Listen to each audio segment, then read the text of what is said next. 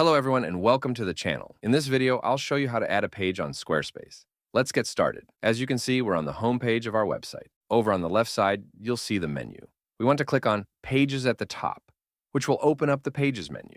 As you can see, these are the main navigation pages currently on the site. We have the About page, the Services page, and the Consultation page, all of which are also visible in the top menu. Next, we have a few unlinked pages like the home page. Visitors can simply click on the logo to return to the home page. To add a new page, simply click on the plus icon here and choose the type of page you want to add.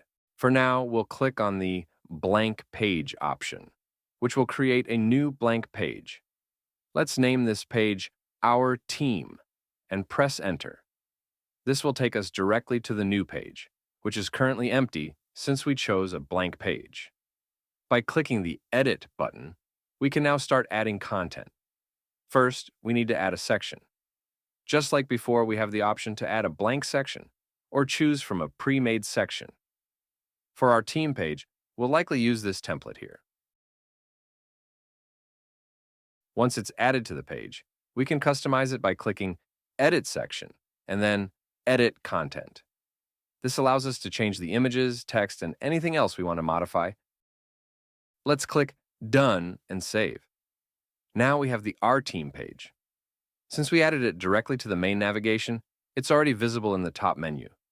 If you want the page to appear at the end of the menu, simply drag it to the desired position. It's very easy and straightforward.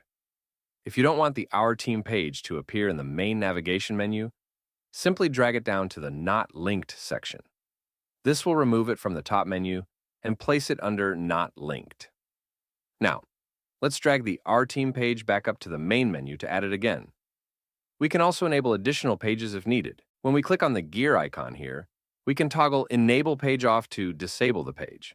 This is useful if you're still working on a page and don't want people to see it yet. You can simply disable the page, click Save, and it will not be visible to the public.